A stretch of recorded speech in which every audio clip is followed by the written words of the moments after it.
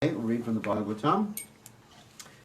Jaya Radha Madhava Kunda Bihare Jaya Radha Madhava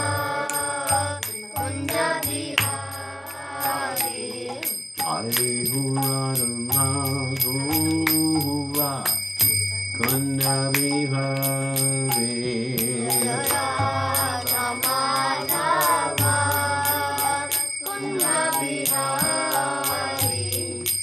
Gopijana Malapa Gidivara Bhakti Gopijana Malapa Gidivara Bhakti Gopijana Ballabha Gidivara Bhakti Gopijana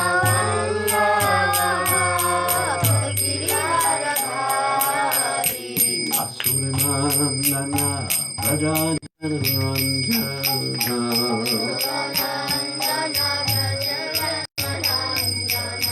Sodanandana Rajajanarandana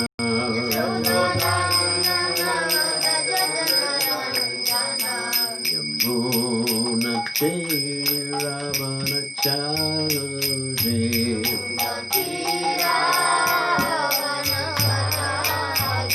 Yamuna Tera Manachari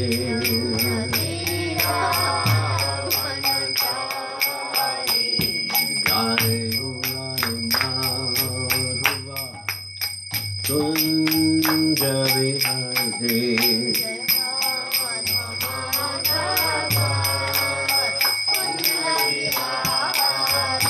Jai Radha Madhava Kunja Vihare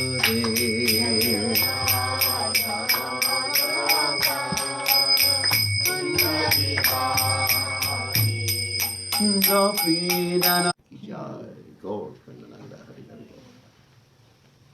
Okay, I'd like to welcome all the devotees who are joining us online. Gora, Lila Shakti, and Jiva Jiva, Krishna Priya, Vajanav, Nita, and Mayapur, Nityananda, Visheshwari, wow, a lot of people. Suchandra, Chincharadika, Ishwara Radha, Palasha, wow, a lot of people. More people than are here. So, anyway, we are here in Sacramento, and we're reading from Srimad Bhagavatam, 11th canto, 30th chapter, text 5. Om Namo Bhagavate Vasudevaya. Om Namo Bhagavate Vasudevaya. Om Namo Bhagavate Vasudevaya. Om Namo Bhagavate Vasudevaya. Om Namo Bhagavate Vasudevaya. So I'll just read the Sanskrit and then we'll go on to the text. I will do the word by word and then go on to the text and purport. Shivagamanavachaite Gora Mahotpata Dvaratyam Yamaketavaha Muhurtamapi Nasteham Atra no Yadupungavaha. So you can repeat. Shivagamanavacha. The Supreme Personality of Godhead said. The Supreme Personality of Godhead said. Ete. These. Goraha. Fearful. Maha. Great. Upataha. Inauspicious omens. Dvaravacham and Dwaraka. Yama, the king of death. Aketavaha, the flags. Muhurtam, a moment. Api, even. Nasteyam Naseyam should not remain. should not remain. Atra Atra here. here. Naha We. Yadupungavaha. Yadupungavaha. O best of the Yadus. Best of the Yadu. So translation, the Supreme Personality of Godhead said, O leaders of the Yadu dynasty, please note all these terrible omens that have appeared in Dwarka, just like flags of death. We should not remain here a moment longer. So purport by His Divine Grace, A.C. Bhaktivedanta Swami, Srila Prabhupada Ki Jai.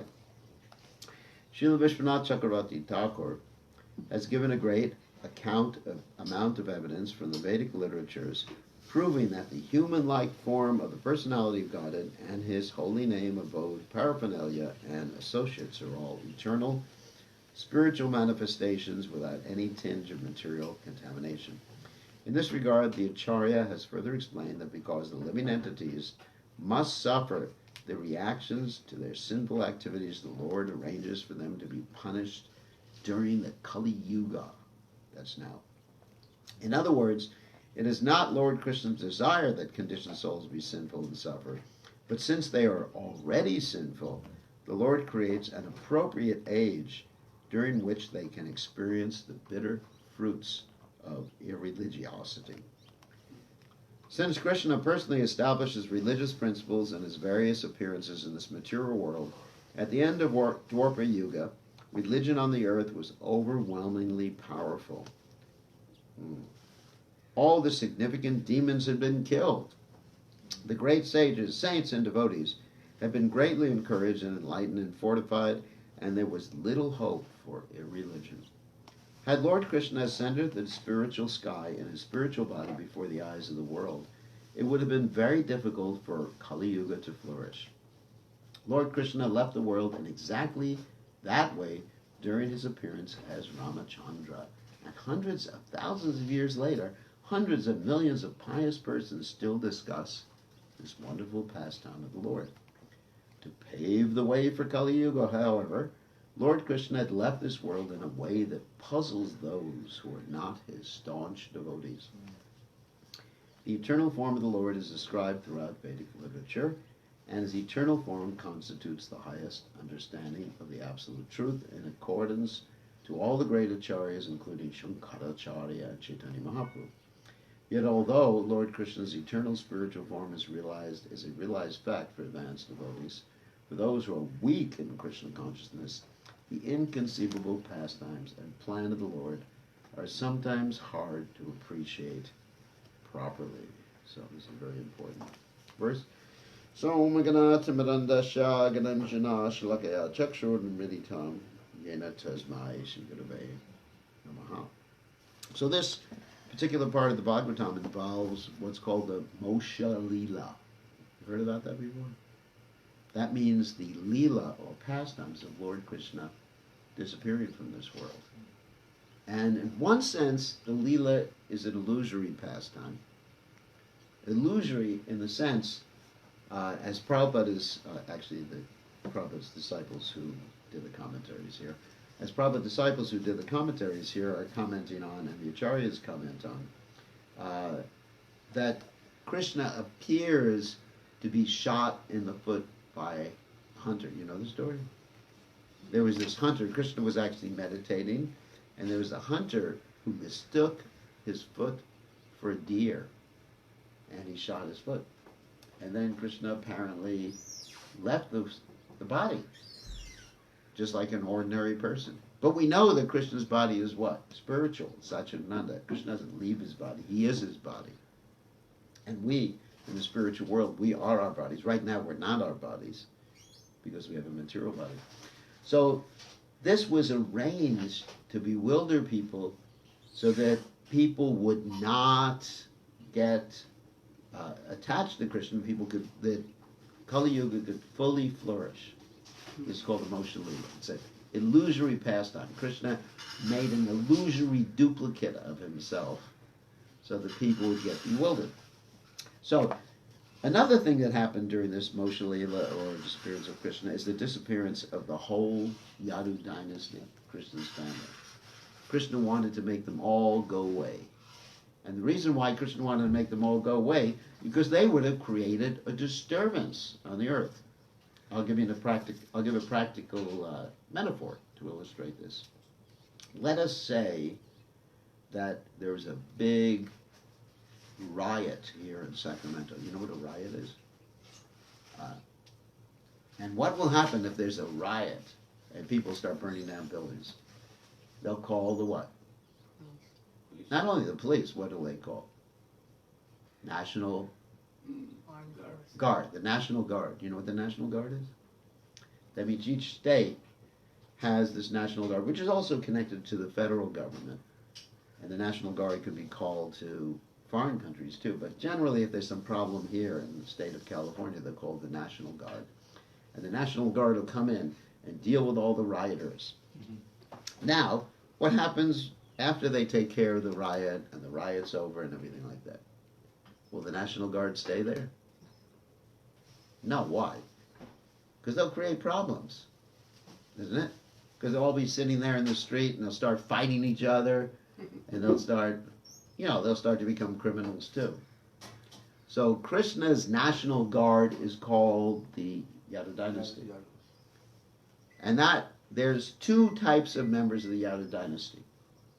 One type are demigods or expansions of demigods who came down to the earth planet to help Krishna. Just like in Lord Rama's pastimes, who are some of the expansions of the demigods who came down to help Lord Rama? Anyone know? Rama was Jama. Yeah. And That's there right. was Bali. Bali, and who else? Hanuman, yeah, Lord Shiva expanded as Hanuman. Who else? And the son of Surya became Sugriva.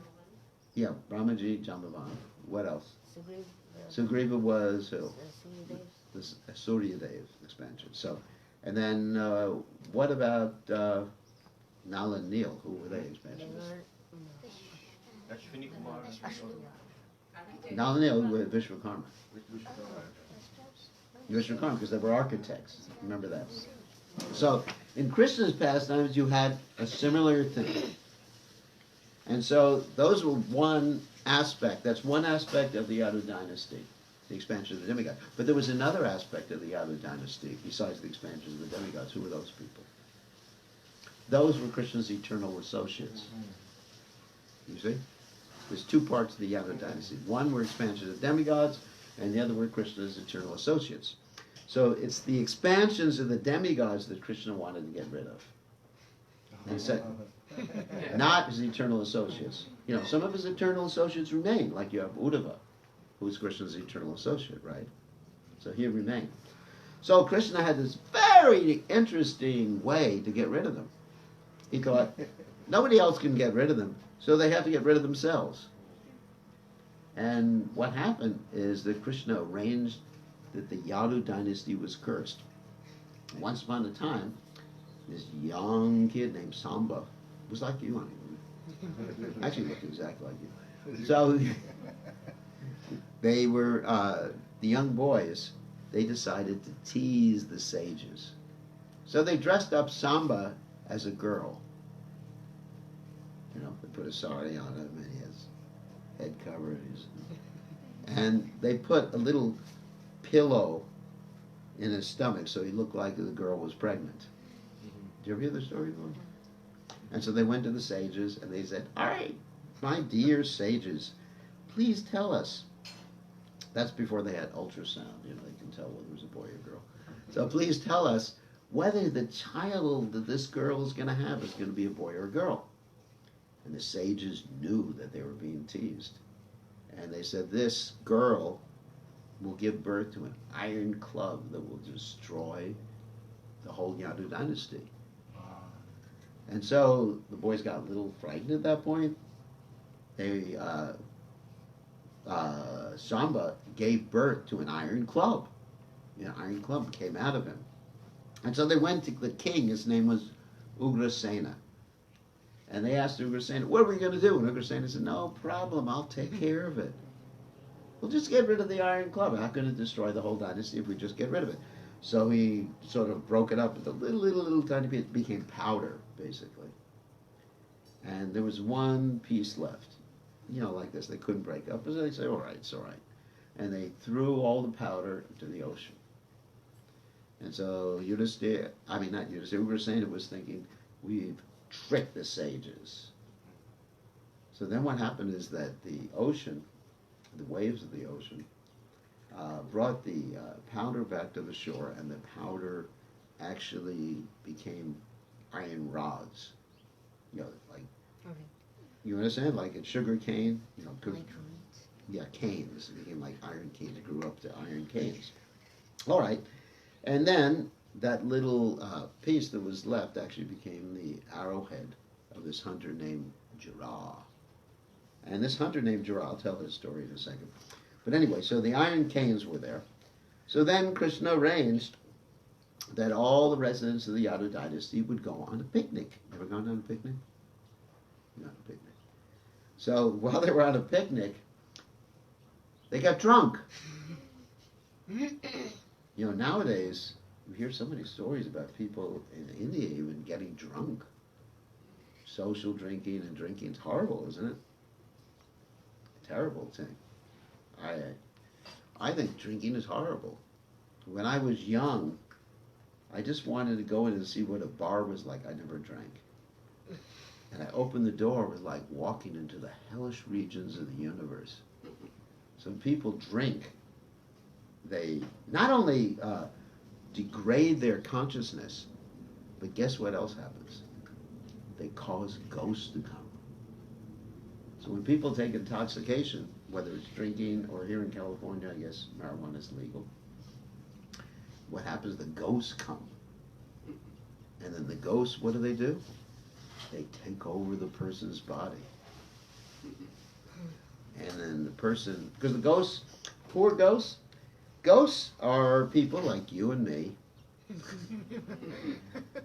who basically either committed suicide or died under the influence of intoxication. So there's a lot of famous people, like in America we have these people called the rock and roll stars. They usually die under intoxication. And they leave the body.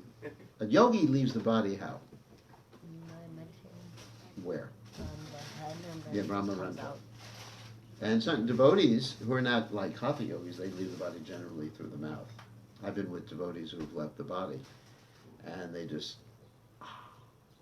the soul comes out. You can see the soul come out. I was with Gaur Govinda Maharaj when he left his body, and you can see the soul came out. He said, Krishna, and the soul came back, went back to Godhead. Mm-hmm. So, but anyway, so when people die under the influence of intoxication, they usually leave the body through, well, you gotta go, through the lower regions of the body. You usually hear about them leaving the body. Oh, you gotta turn it up.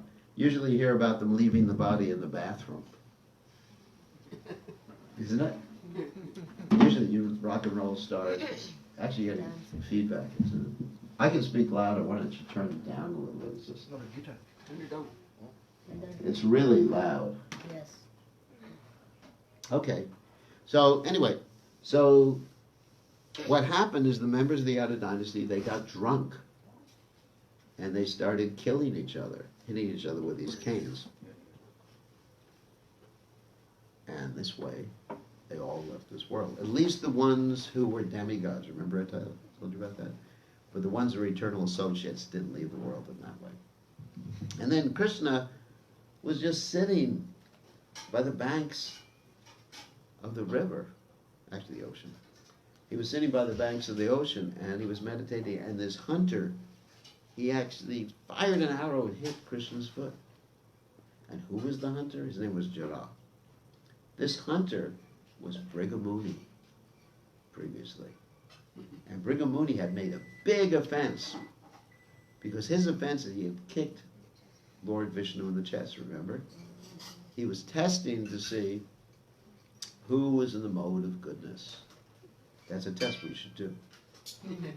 When you're looking for a spiritual master, just kick him in the chest to see if he can.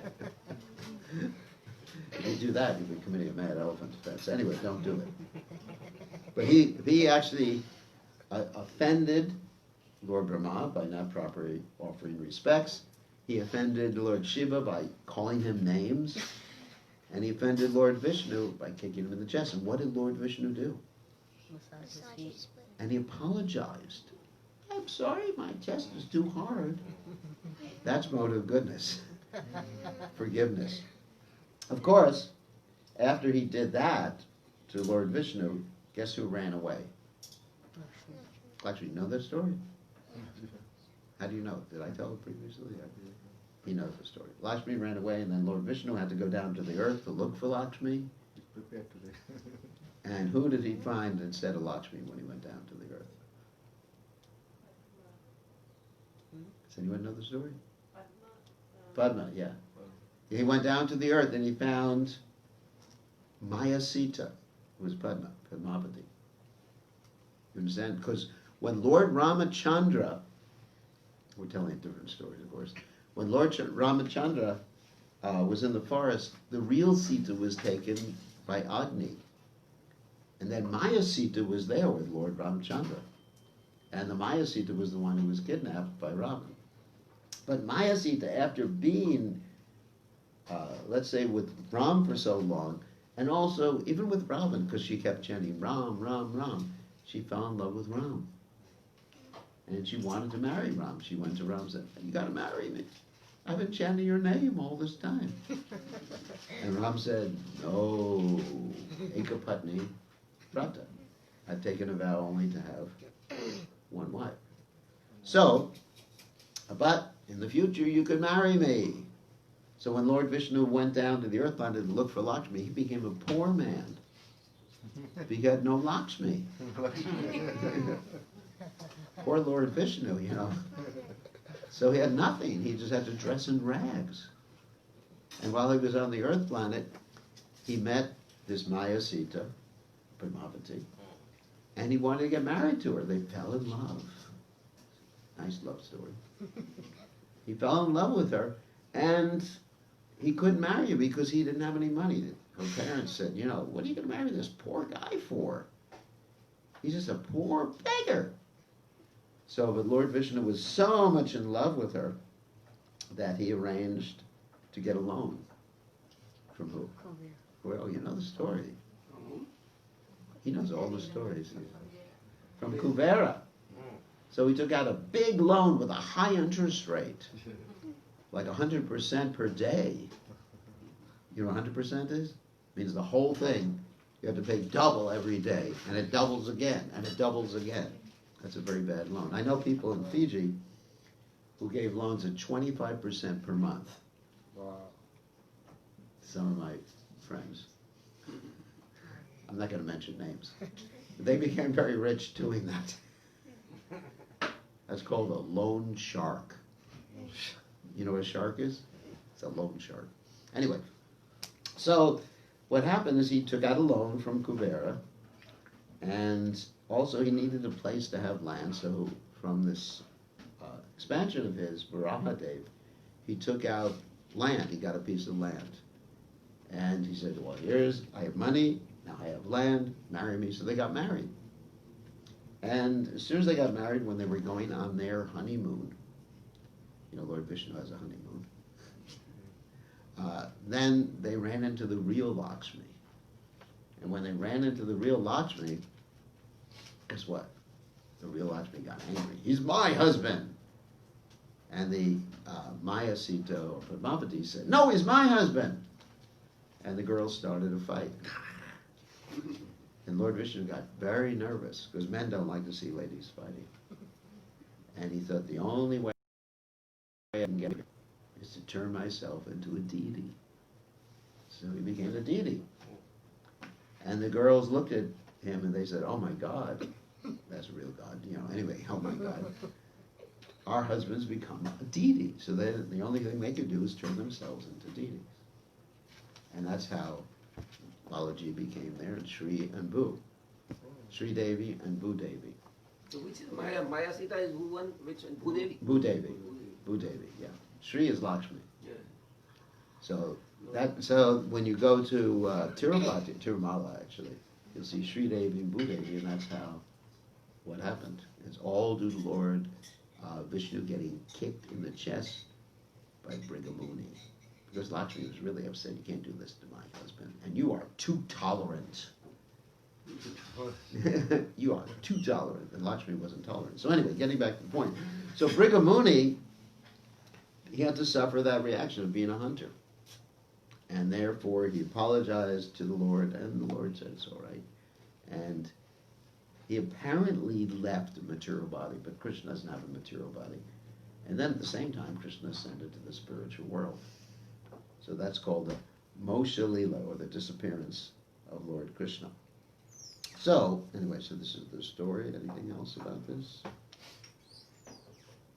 Oh yeah, about Kali Yuga. So Kali Yuga is considered the age of irreligiosity, and it's a punishment age. We are here because everyone's being punished. But there's a good quality in Kali Yuga. What's a good quality? Yeah, you need to chant Hare Krishna. Yes. Kaler doshanet hey rajan, asjego mahaguna, kirtana eva krishnasya, mukta sangha parambajet. And that is, this Kali Yuga is an ocean of quarrel, an ocean of difficulty. But there is one good quality. Kirtanan eva krishnasya. One chants Krishna's names in kirtan, he can become liberated. So there's a special dispensation. In other yugas, if you thought of anything bad, you got a karmic reaction. Did you know that? In other words, if I thought, oh, I'm going to spank you, Aniruddha, I'll get a karmic reaction. But now, you don't get a reaction for it. You only get a reaction for things you do, not things you think. That would be terrible if you got reactions for things you thought, right? Wow. Because the mind, as Arjuna describes in the Bhagavad Gita, Chanchala Imanaha Krishna, Pramati Balavadrinam, Tashaham Nigraham Manye, Bayor Uvashidushkaram. You know that verse? What does the verse say? Like wow. He's amazing. Rock and roll. He's an amazing kid, isn't it? What's the translation?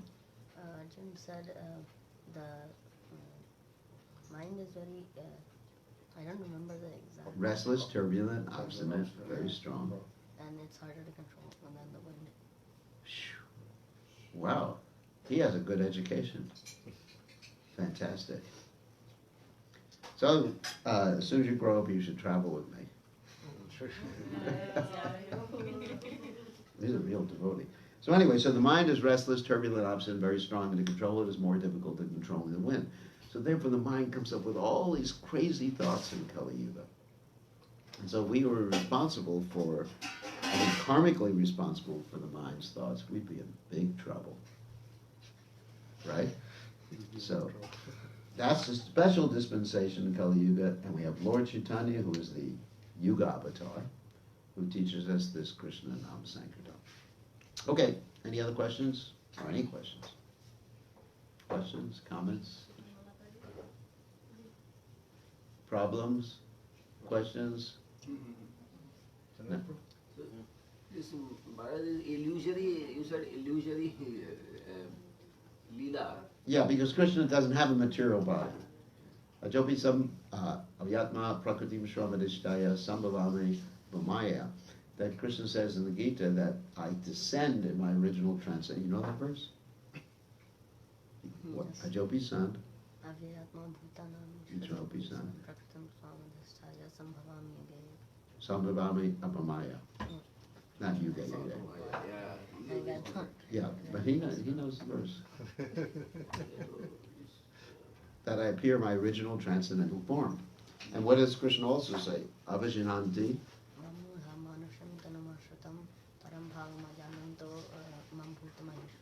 What is the translation of that? I appear in my. Yes. Avajinanti mamudha. Oh wait, people who are foolish and intelligent can see me. They think that I've assumed this form. Right? Janti Amudha, these mudhas, these asses, are foolish and unintelligent. They don't understand my higher nature and think that I've assumed this person form. So Krishna has a transcendental body. That's nice. How many verses does he know? 100 more than, I don't know. Wow, he's impressive. These little two guys also know that much. Oh, really? They are quiet, but They're quiet. The king is He's trained them up. So what, any other questions or comments? which verse, Maharaj? This was 11th canto. This is 11th canto, yeah. 11th canto, 30th chapter, text 5. And this whole chapter is dealing with the disappearance of the Yadu dynasty, with their fighting and everything like that. Till what canto is Prabhupada? 10th canto? 10th canto. Yeah, to the end of the, I forget which Lila there, but just part of the 10th canto. And it's described that these personalities were so confused by their intoxication. And Prabhupada said intoxication is an illusion within an illusion. We're already in illusion because we're thinking the body. And then when you take intoxication, you get inside another illusion. Just like if you have a dream. Did you ever dream that you were sleeping? Yeah. And then you wake up from that sleep and you're still sleeping. You ever had that? Yes. So that's like intoxication. It's a dream within a dream. And also, another problem with intoxication is it destroys the body. Like people talk about marijuana or alcohol. From alcohol, you destroy your liver. And you get something called cirrhosis of the liver. And what happens when the liver gets destroyed? You die. There's no alternative. You don't have it. You don't have two livers like two kidneys. You can get a transplant from another person if you want. That's very difficult to get. Usually your body rejects it and you die. So if you take intoxication, that's what happens. And if you take marijuana, it's a similar effect. And people don't understand that. And if you smoke cigarettes, what happens? Lung cancer.